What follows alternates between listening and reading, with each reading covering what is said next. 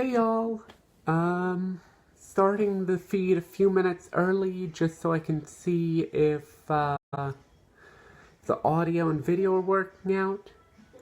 So if someone's on and they can comment, just let me know. I'm gonna wait till I get a comment saying my audio's working. Until then, I'm just gonna, I don't know, blab. Right here. Let's see.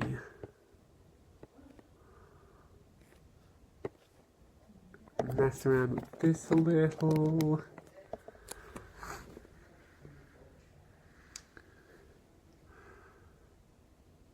Okay, cool. Somebody's online. Hi, Nicole. Nicole, can you comment and just let me know if you can hear the audio?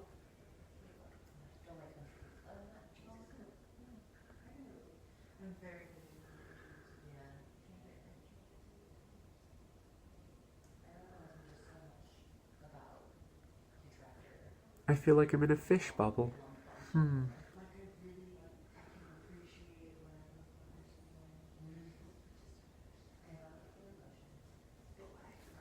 Yes, okay. So, hi everybody, I'm Torrin Greathouse, genderqueer poet from Southern California. Right now I'm live from the Queer Resource Center at the Claremont Colleges, where I just finished up training. I'm going to be reading some new poems and some poems from my chapbook. There is a Case That I Am, just released from Damaged Goods Press.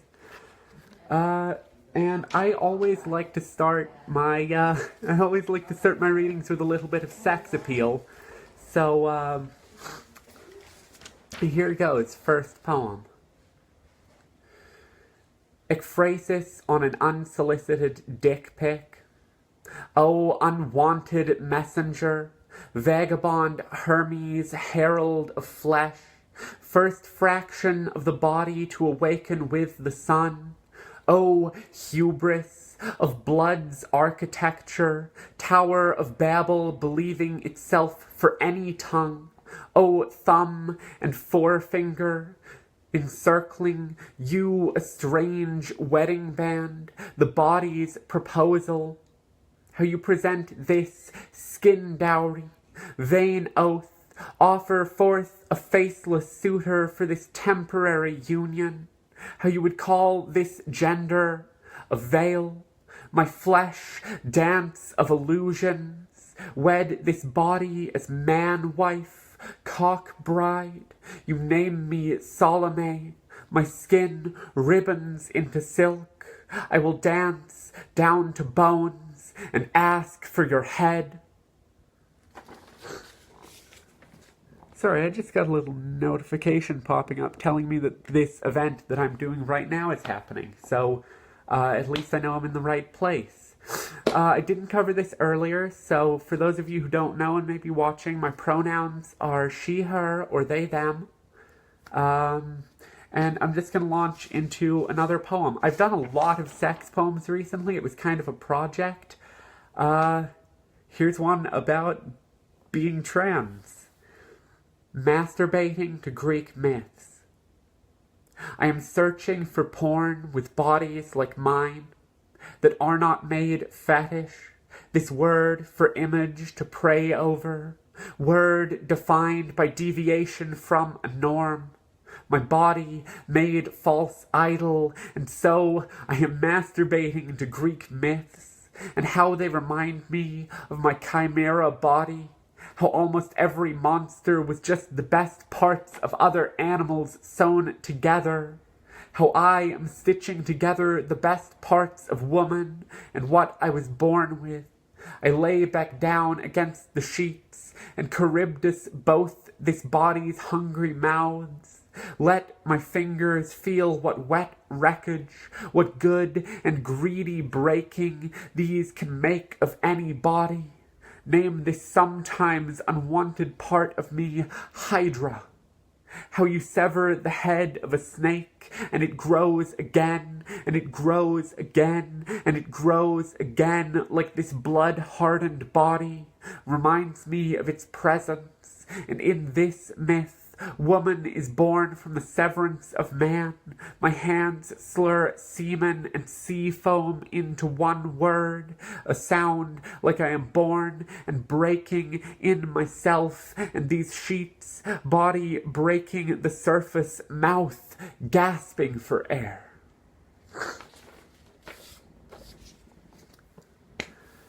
More. No, I'm gonna keep going with the sex poems. I always like to intro this poem the same way, and that's, this poem is about blowjobs, birds, and police brutality. Swallow. Noun. 1. A small oscine bird with a short bill, long pointed wings, and a deeply forked tail which feeds on insects caught on the wing. Swallow.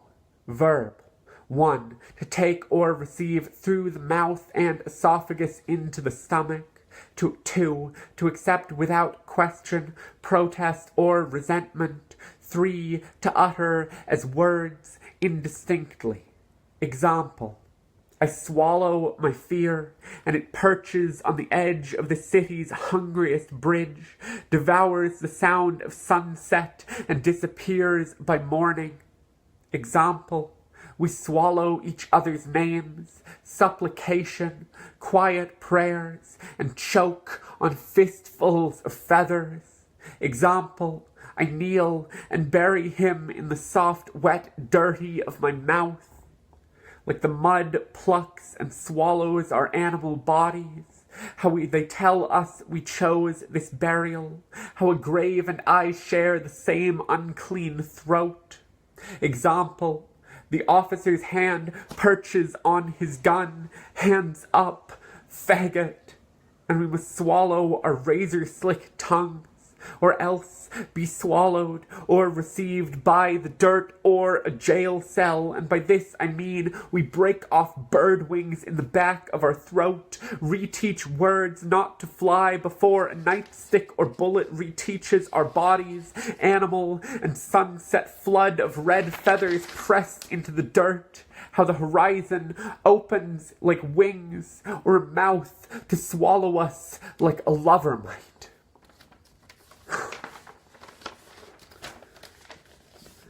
So, that's my sex poems, which is like 50% of my personal poetic canon, which is either good or bad. I'm gonna read a poem, actually the title poem of this new collection in kind of a backwards way. It's the title poem, If You Know How to Read Symbolic Logic Equations. Non-binary logic, or there is a case that I am. What separates poetry from other language is that it cannot be reduced to logic. Sean Walsh. B equals boy, G equals girl, X equals me. If I am not boy and not girl, what am I defined as?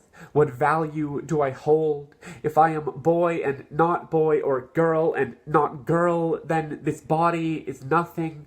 It is outside operational definitions. It cannot exist. I do not exist. I am not a person, but a ghost to this logic. For all versions of a person like me, it must be boy or girl, therefore nothing. There are no in-betweens in this logic, only violent lines and the red that pools beneath. Solutions this logic sees only as mistakes.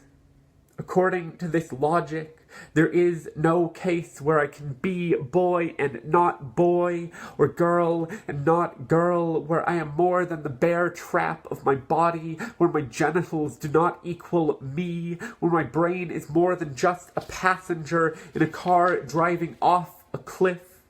Given that this is true, solve for a version of this world where X belongs. these kind of, the idea of symbolic logic and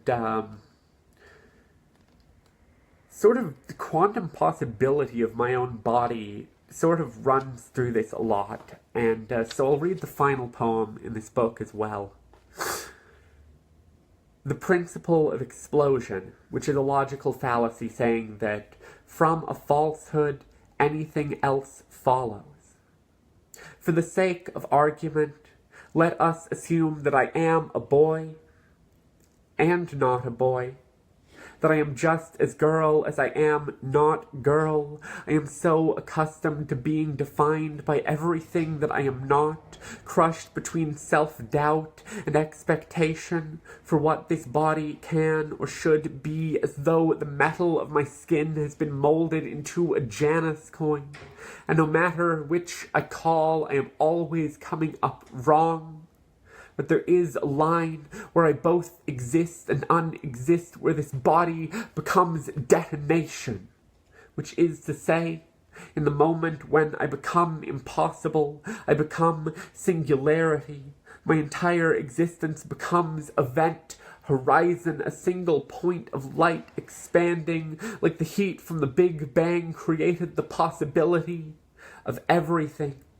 From a falsehood follows anything, which is to say, if I both can and cannot be, there is a case that I am.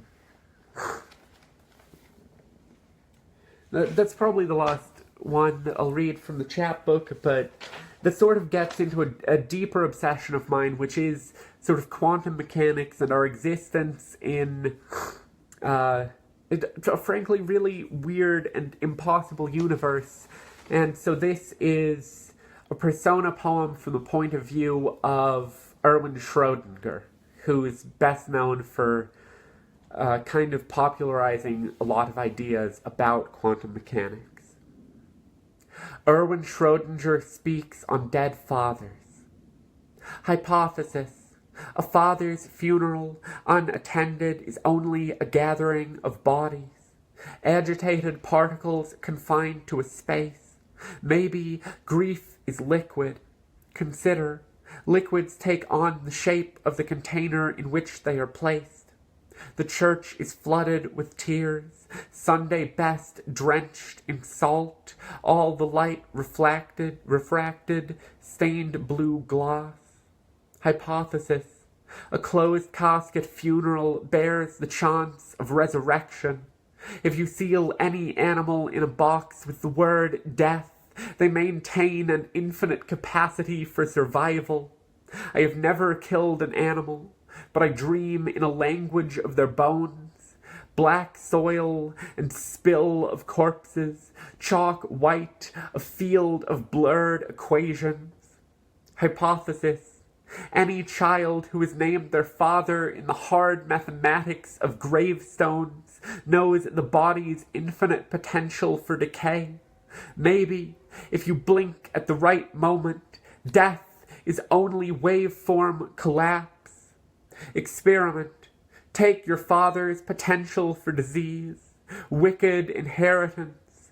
Call this radioactive isotope. When you open the bottle, do you hear his voice? When you open the bottle, is he casketed inside?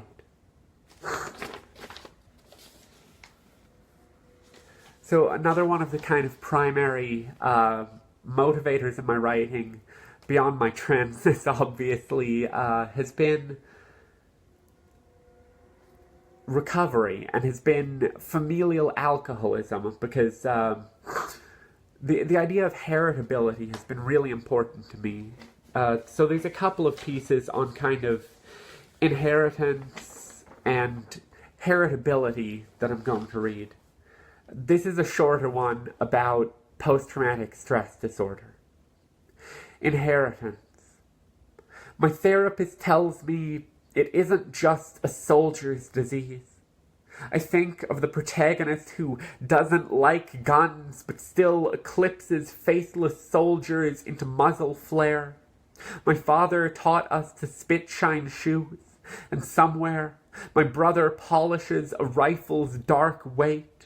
I come from a legacy of bullets. I was born a soldier's son. Now my breasts blossom like hollow points.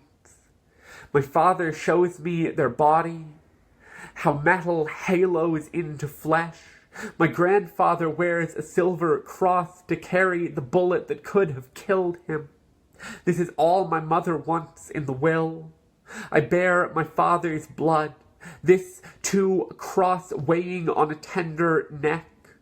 After the hospital, after the jail cell, after the psych ward and AA and therapy, my father says that this is a soldier's disease.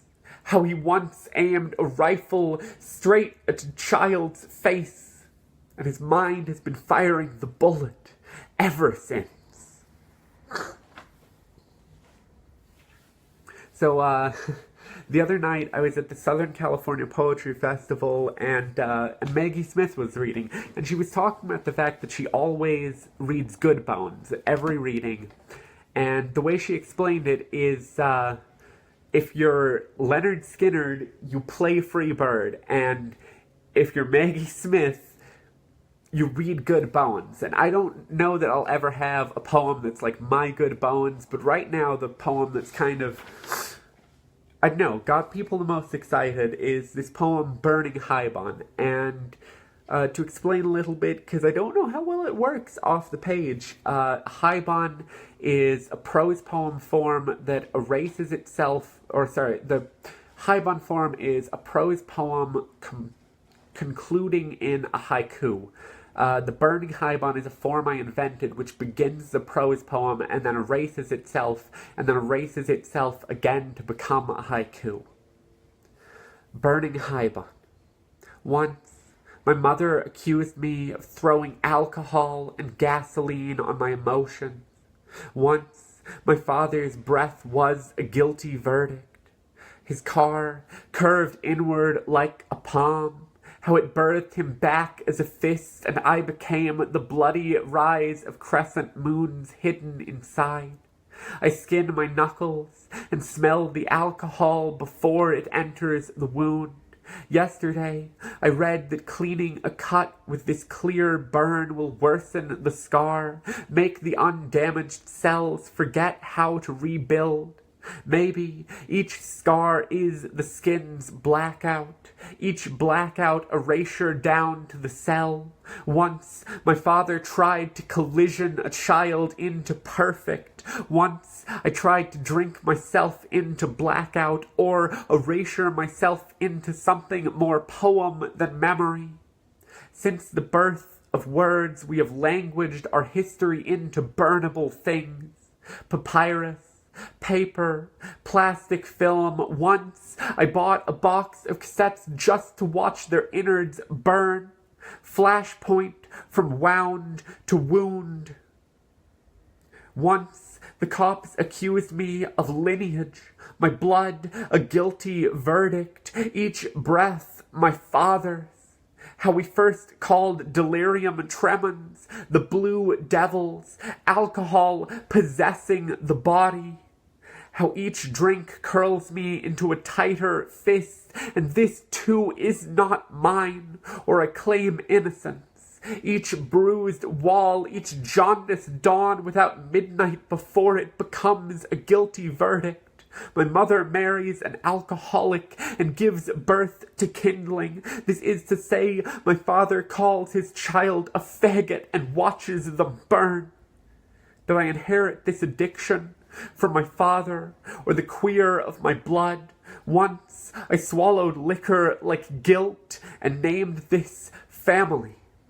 Once my mother accused me of my father's breath, his fist hidden inside. I smell alcohol, forget how to rebuild, each blackout erasure down to birth of burnable things. Once I just watched the wound accuse me of my blood, my father, possessing the body, how each drink too is not mine, or I claim guilt. My mother gives birth to his child, a faggot, and I inherit this queer of my blood. So I swallow and name family. Father, hidden in erasure of me, each drink mine, my faggot blood.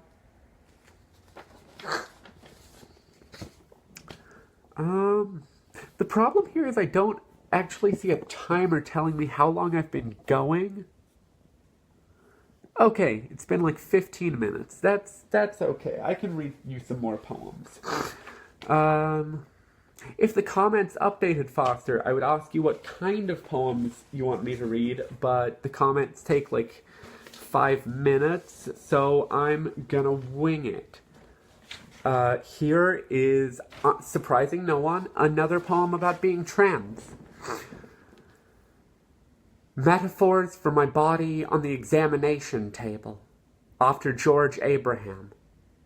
The wasp burrowed fruit, the hunger dispossessing where womb could have been, the field fallow in every season, my stomach a mouth, the flood of rotten teeth, the fearful sweat of pregnant dream, the woman who never wanted a child but still weeps at the stillborn of her body, my mother, the way that hunger kicks and is a living thing, the starvation carried in the stomach like a child, the diagram of the procedure, the body turned in on itself like a bloody glove, the pill that births this body into woman, the pill that murders the potential of a child, the body hollowed into a broken vessel, the field salting its own flesh, the blood rivered from inside of me like afterbirth, the chest becoming rose blossoms, sore as broken dirt, the fever dream, the needle dragging me like a cigarette, the snake choking on its own body, the drowned man's handcuffs, the chrysalis strangling the moth, the mother of a robberess giving birth to herself and herself and herself, and the lie of a mission, a fistful of seeds becoming teeth, the grandchild never held, the first dead son my mother does not bury. Whew. Got a little teary with that one. Oh. Let's see. Poems everywhere and not a one to safely drink. I think I have like four or five poems left. I've never done something like this, and I feel like I'm an awkward android. But, let's read another one about recovery. This poem just came out, actually, in, Nat Brute did a folio of poems called Another Closet, which was about alcoholism and addiction in the queer community. And this poem was published there. Haunting with alcoholic, riverbed, and handcuffed magician, after Kaveh Akbar. I have a dream of drinking and wake, in the floodlight of dawn, blue as the fragmented coastline, robin's egg shattered into jagged coves. And in this dream, my father pulls a 6-month chip from behind my ear, then makes a liquor cabinet vanish, then saws a family in two, and this is a strangely bloodless thing. And in this dream, my father pulls liquor from a bottle like a jar of air, and this is how I learned to swim. And yes, this is another poem about liquor and drowning in it. And yes, this is another poem about my father, where I Houdini him into blood, where I Houdini this into water and swallow until all I am is bloated, stomach splitting, cells burst like rain clouds. What is an alcoholic or magician other than a storyteller? Rearrange the cards and the story changes. This is the magic of it. Transformation. Alcoholic magician handcuffed to riverbed. Riverbed handcuffs alcoholic to magician. Magician handcuffed to alcoholic riverbed. The magic here is that when we name it water, it begins to drink back. We too are swallowed. I dream of drinking and wake in the morning. Sky drowning the room in light. Pockets filled with river silt.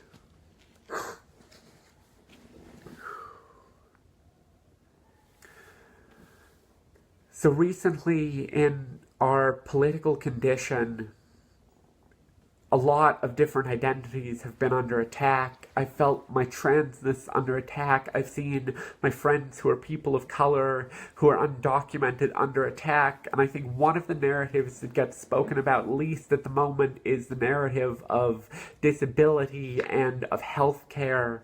And so I've been writing these poems that sort of cope with the stigma and the kind of existence of disabled people in our society, particularly with healthcare so at risk.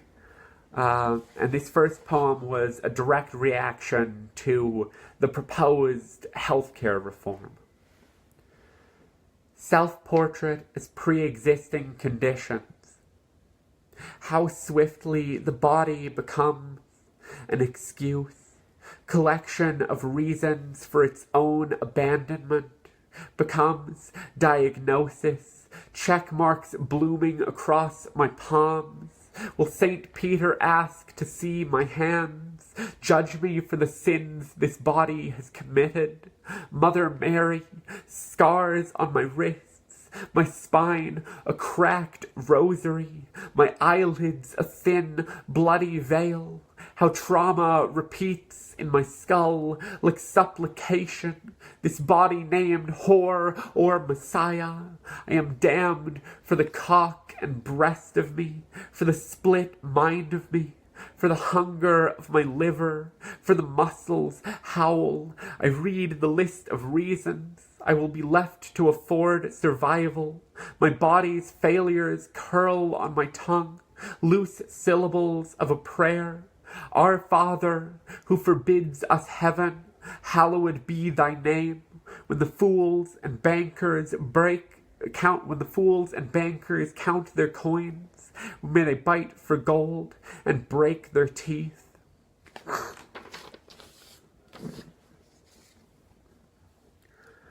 I've also been doing, among this series of disability poems has been a series of portraits of different models of disability and different ways that we culturally understand and work around disability. And a lot of these are really deeply flawed and kind of fucked up and very damaging for disabled people. I'm only going to read one of them today, and it's forthcoming in, I think, December in Third Point, along with another. This is Self-Portrait as Economic Model of Disability. How do you calculate, in hard mathematics, the value of a disabled body?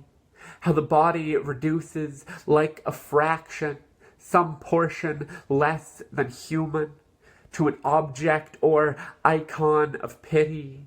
In physics, work is defined as the degree to which an object or body is affected by an applied force or body, and is not defined by effort exerted towards a task. Example, two birds of equal weight fly at equal velocity toward two windows.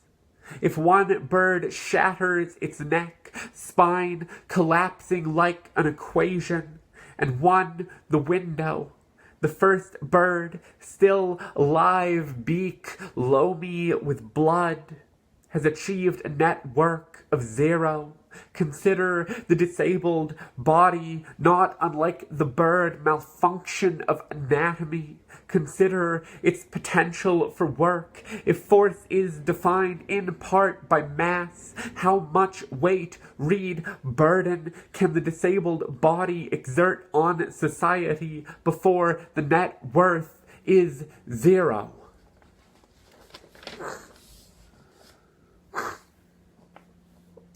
I've got 2 more poems for y'all, and then I can hopefully answer some questions if you've got them. I know it takes a little while for comments to pop up.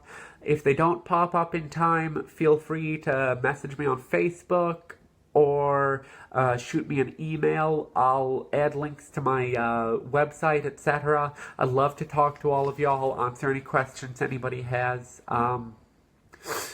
So a lot of these books are from a new manuscript I've been working on, and I sent this manuscript actually to my friend George Abraham, who's reading next week. Don't miss it. George is incredible. Seriously, don't miss them reading.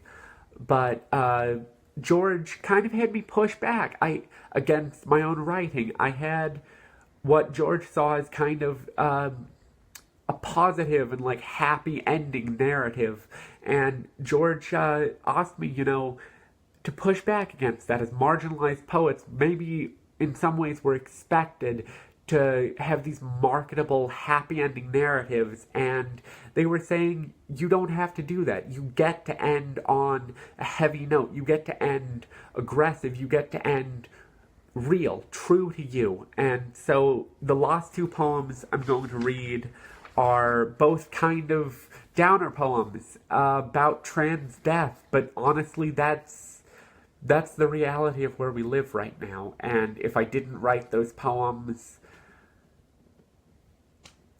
who would? As a living trans person, I have to write for the lives of those who we don't have anymore. So I love etymology. I love the history of words, of language. And this first poem is from my chapbook. I decided to read one more, and it deals with that kind of etymological bent of my brain. Drag, adjective, marked by the wearing of clothing associated with the opposite sex, like transvestite, noun, a person, especially male, who assumes the dress and manner of the opposite sex. Identity first defined as the art of disguise. It was never considered that this was the art of escape, slipping out of our born gender like handcuffs. The term transgender adjective was not coined until 1965 in a journal of pathology. Our existence first named fetish and then disease. Drag, verb, to be drawn or hauled along, to trail like a body on the ground. It's funny how one word can mean 2 very different things, but not funny, more ironic, like drowning on dry land, or drowning on dry land. It's funny, but not funny how gay and drag are tied so tightly together like wrists, and most people act like gay and queer are the same damn thing, like the rest of us are just here to hold the flag up, like we've never faced violence for wearing the wrong clothes, or the right clothes on the wrong bodies, or just having the wrong bodies, or being in the wrong place at the wrong time, where the place is anywhere and the time anytime. In 2011, Marcal Camaro Tai was found dead in Forest City, Arkansas. A city with so many white hoods flowing through its veins that you can see the crosses burning on people's tongues when they speak its name. Her life punctuated by gunshots, her body dragged beneath a car. But when the news reports came in, she was called a man in women's clothing. She was called a ghost that left no body behind. Despite law enforcement's best efforts, her killers were never found. And isn't it funny, but not funny, how one word can leave our mouth twice, and only once does it taste like blood?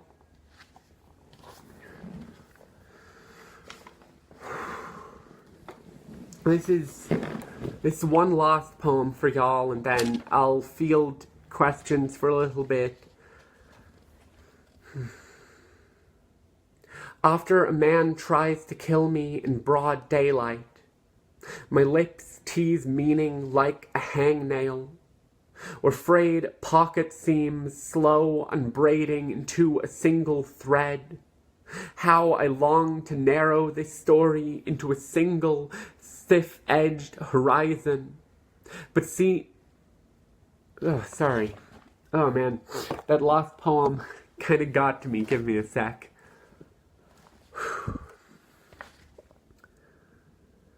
After a man tries to kill me in broad daylight, my lips tease meaning like a hangnail, or frayed pocket seams slow unbraiding into a single thread. How I long to narrow this story into a stiff-edged horizon, seen too close to witness its curving mouth.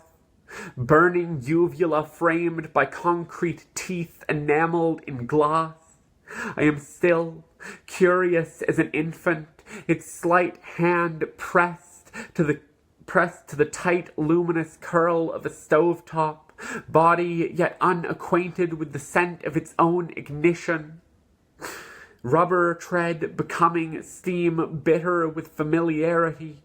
The stop sign red as skyline, or wound unraveling light as the car dust trails away. It is a question of intent or acceleration. How godly a body to be remade of chalk or salt, framed in an earthly halo, sanctified. And wasn't my burying always holy work? Faggots burned to heat the church before I was spoken into driftwood. There must be a poem in this somewhere. Another man follows me, block after block, close as if his body were cast by light, glinting the edges of my black dress. We both must be imagining my wardrobe, brimmed bursting with funeral clothes. Once my mother burned a dog she peeled from the roadside, where it was left 3 days to rot, a jagged scab unraveling in the sun. I dream of its milk spill eyes and want to die with this kind of quiet significance, dress wrapped around me like a mouth, pulling hard at poison from a wound. Oh.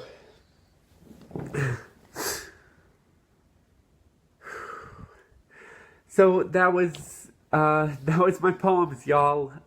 Sorry to end so, no, I'm not sorry to end so heavy. These are poems that need to be said, but yeah, if y'all have any questions, I'm gonna stick around for a little bit and answer anything you might ask. I can see your little comments popping up in the bottom. Once again, my debut chapbook, There Is a Case That I Am, just came out from Damaged Goods Press. It's like $10. Hit them up. Support trans and queer artists, and especially trans and queer artists of color. There's a lot of really important people doing really important work on their press, and yeah, support their authors. I think they're doing a thing right now on Twitter where if you retweet one of their tweets, you have a chance of winning their entire catalog. You should do that. Go on Twitter right now. Go to @damngoodpress and retweet their post. Try and win all these books. they're worth it. Yeah, so I'm gonna sit here talking. Okay, so it looks like I have my first question from my partner, Micah, asking, how do you get so pretty? And the answer to that is fuck off. I'm trying to be a professional. Um, yeah, poems and stuff. Sorry, it's been a long day. I've been in a training for to be like a student facilitator at like a sort of retreat for trans folks that I went to as a student last year, and that was really fantastic. And I'm excited to be going back again, and that's why I'm at the Claremont College, not at home in Irvine. Also, Lynette, I never got professional. I'm faking it really hard. Like, so look how professional I am in this, like, studded faux leather vest and, like, heart locket around my neck. Absolutely, I look like I could be the president of the United States of America. Actually, the United States needs a president that looks a little bit more like this and a little bit less than like that living cornstalk.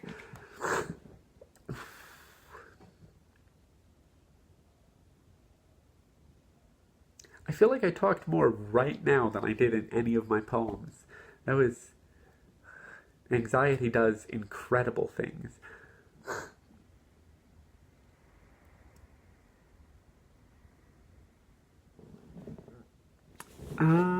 Okay, I'm not seeing any questions, but I'm gonna give it a couple more minutes. As I said, uh, if you do have questions, you can absolutely get a hold of me via my email, via Facebook, or via like my website, which has a message thing.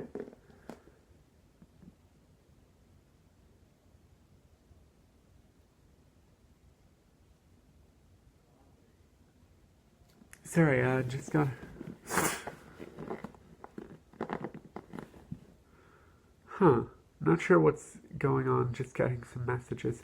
Well, anyways, I think I probably need to get on the road, so I'm gonna close this out. As I said, if you have any questions, I'll leave links for anybody to get a hold of me. Have a good night, y'all. Be safe, and just be good to each other.